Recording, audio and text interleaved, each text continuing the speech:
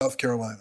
Senator Scott, thanks for being here. Congresswoman Michelle Steele of California, they're going to share their perspectives on this important topic. Please proceed. Thank you, Mr. Chairman. Thank you to the ranking member, Grassley, as well, for holding such an important hearing on a topic that is obviously growing in importance around this country right now. Certainly with a backdrop of increasing hate crimes around this country, it is important to note that we have finally, after 200 times, tried and they failed. This Congress, in a bipartisan fashion, frankly, in a nonpartisan fashion, just putting Americans beyond politics, passed the anti-lynching legislation that this Senate has passed 3 times in the last 3 years. It is good to see that it is on the way to the president's desk, and it sends a positive, powerful signal to those who have been the victim of lynching, the importance of what's happening today, and to their families as well.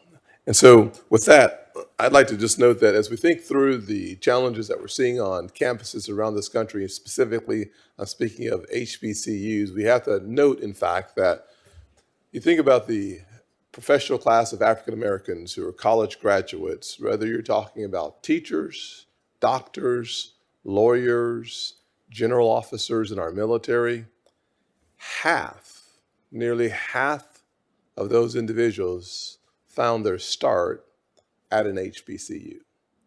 And so when you're talking about populating America with some of the brightest, most talented, gifted individuals who are willing to put their lives on the line, who are willing to serve this nation, HBCUs is the foundation for so much of that success. And so with that, I'd also note that when you think about that success, 8 HBCUs find their home in South Carolina. And so this is an issue that is incredibly important. And frankly, as I think about the impact that HBCUs are having as far as creating a very professional class of African Americans who are changing this country in a very positive way, I think about places like Kentucky State University, HBCU, with 40% of its student population are not Black. And so the diversity on college campuses that are HBCUs have never been more diverse than they are right now. But over the past few months, my heart has been heavy. Mr. Chairman, it's been broken by the number of calls on HBCU campuses, bomb threats, stopping in their tracks the students on campuses, alarming the law enforcement agencies in their areas, causing confusion, and once again, a loss of learning on those campuses. One of those campuses is Claflin University in the great state of South Carolina. A victim of such threats. Students were going about their everyday business, trying to get to classes, trying to do what students do on campuses every day, being told to shelter in place, find safe haven, when you're just trying to learn. It's a devastating event that could easily scar you emotionally as well.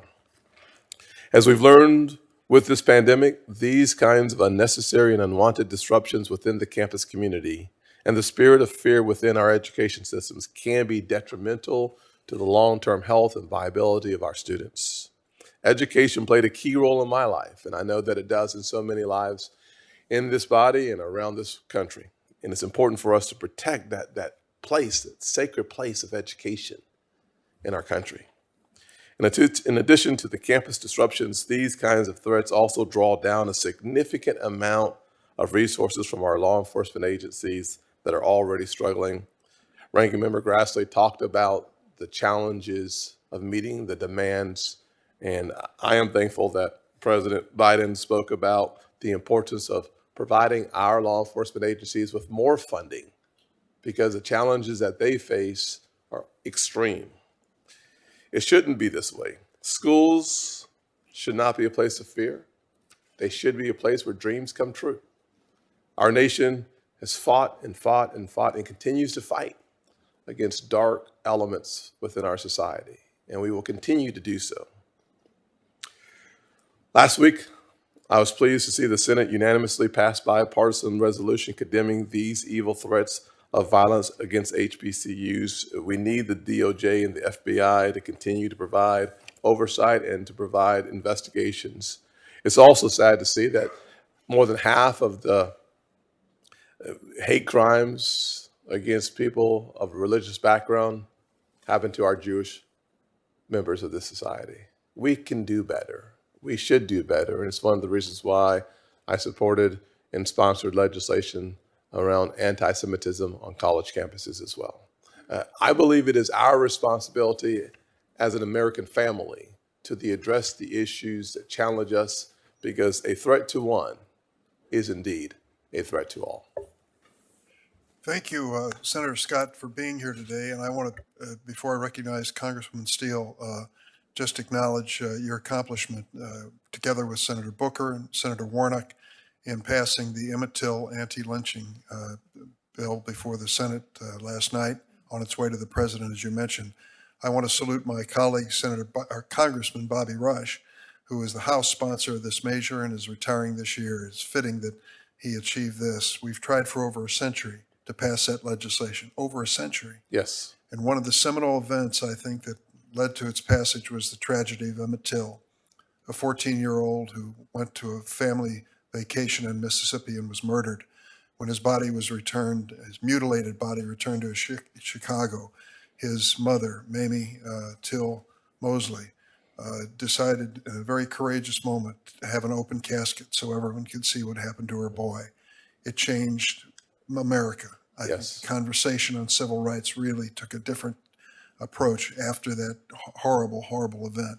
The fact that this bill was named after that young boy, 14 years old, who died in Mississippi, is certainly, I think, one of the elements that brought it across the finish line finally. Congratulations to you. It was an historic achievement. To the entire Congress. Thank you, sir. Thank you. Thanks for watching. And if you haven't already, please consider subscribing to our channel. And while you're at it, please leave us a comment. Thank you for watching.